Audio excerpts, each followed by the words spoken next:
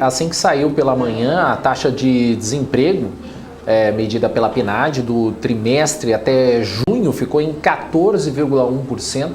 O dado veio um piso da expectativa na pesquisa Projeções Broadcast e ficou menor que o nível de 14,6% no trimestre imediatamente anterior.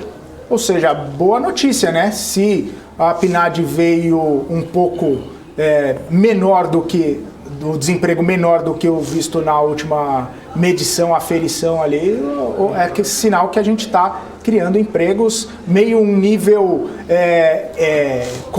vem em consonância lá com o CAGED. A gente falava que os dados da PNAD vinham um, o CAGED vinha outro, a diferença metodológica, né, não fazia os dois dados se conversarem, hoje aparentemente estão se conversando, né? Eu não vou mentir, eu não vi os subdetalhes. Eu não sei se esse 14,1 porque o pessoal desistiu ou porque arrumou emprego. Eu juro que eu tenho essa falha. Não consigo te responder de bate-pronto. Mas aqui pelo menos a informação, apesar dessa diminuição na taxa, o país ainda soma 14,4 milhões de pessoas na fila, né, de um trabalho. E o número representa estabilidade em relação ao primeiro trimestre, que era 14,8 milhões, mas aumentou 12,9 na comparação com o segundo trimestre de 2020.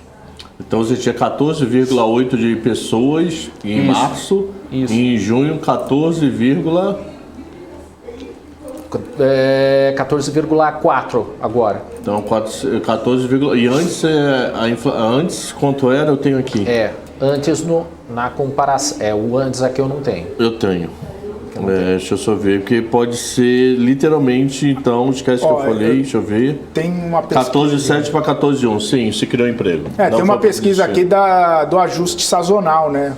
A XP fez esse cálculo aqui do ajuste sazonal, a desocupação caiu de 14,3 para 13,9, o que isso destaca um aumento de 1,3% na população ocupada.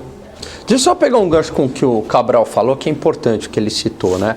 A PNAD, a pergunta uma das perguntas, você está trabalhando? A pessoa fala, não estou trabalhando. Você está procurando emprego ou procurou emprego nos últimos 30 dias?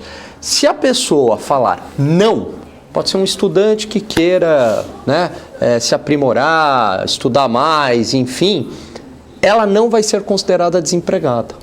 Então, tem, o que é muito triste, pessoas que estão há 1, 2 anos procurando emprego e elas simplesmente desistem de procurar. E elas não entram na estatística do desemprego. Então, isso é uma questão metodológica que o Cabral levantou, que é muito importante, né? Você precisa olhar também como é que está a criação de empregos, né? Porque às vezes o desemprego pode ser que esteja baixo, mas porque tem pessoas simplesmente não querendo trabalhar. Não é o caso, claro, não é o caso. Mas é importante essa ressalva aí. Até para complementar isso que você falou, numa das partes da PNAD, ele fala que o trabalho por conta própria ele atingiu o patamar recorde de 24,8 milhões de pessoas, que é um crescimento de 4,2% na comparação com o trimestre anterior. Perfeito, Morales. Porque se você está trabalhando por conta própria, sei lá, você é um pintor, você trabalha 3, 4 vezes por semana, faz bico, e simplesmente se você responder, não estou procurando emprego e estou trabalhando, você não é considerado desempregado, né?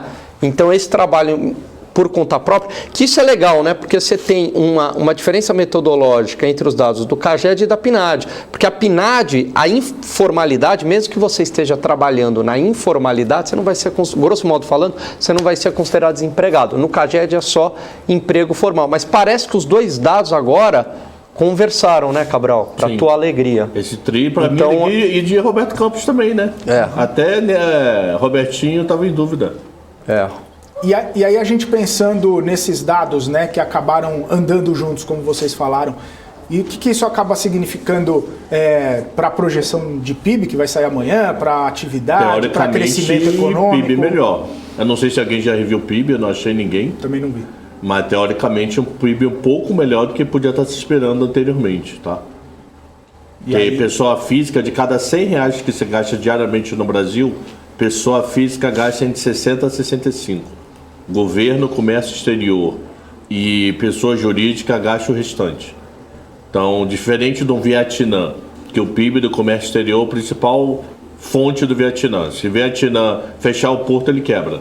No Brasil, o nosso maior percentual do PIB é economia interna, especificamente PF. Então, se você tem menos PF desempregado, não quer dizer que a economia está bombando, porque a pessoa não sabe se vai perder emprego daqui a 2 semanas. Mas ela, teoricamente, está dando um respiro maior.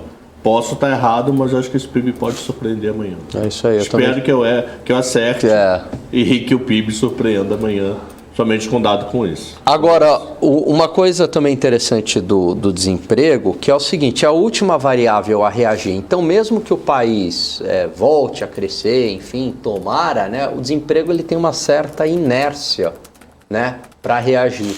Por quê? Porque você tem custos de transação. Então, na hora que não é fácil contratar, você precisa ter uma maior clareza do cenário para saber se vale a pena contratar o funcionário, custa caro, né? Tem uma série de encargos, treinamento. Então, por isso que, tanto para o bem quanto para o mal, geralmente o desemprego, quando já começa uma recessão, ele também demora para começar a cair. Lembra lá no Dilma 2014? Todo mundo já falava em recessão e o desemprego era baixo. Tanto é que ela usou isso na campanha, né? E depois, óbvio, que o desemprego aumentou. E aí, numa recuperação econômica, vale o mesmo raciocínio. Quer dizer, o país começa a recuperar o desemprego, vai, né? É o que a gente chama de variável retardada, né? E outro detalhe prático, né? Capacidade ociosa, né? Sim. O cara que é garçom, ele tem 2 garçons. Se o movimento dele aumentar 30%, provavelmente ele não vai precisar de um terceiro garçom. A fábrica lá tem uma máquina que produzia, sei lá, 1000 copos ao dia.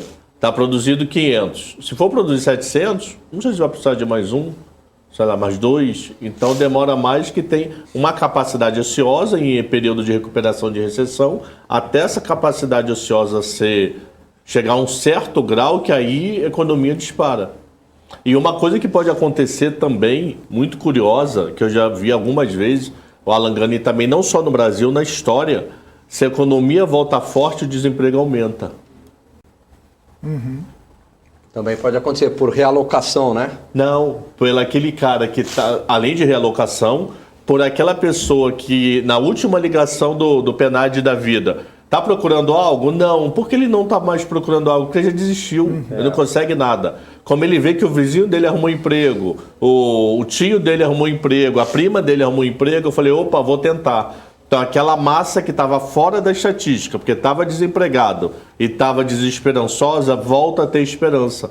Aí você tem uma estatística meia louca do desemprego aumentando. Aí você pensa, caramba, desemprego, economia voltando, tem algo muito errado. Não, é o modelo de como ele é... Está procurando emprego? Voltou a procurar, exatamente. É interessante. Isso acontece muito em economia quando volta forte. E outra coisa, né, essa questão da realocação...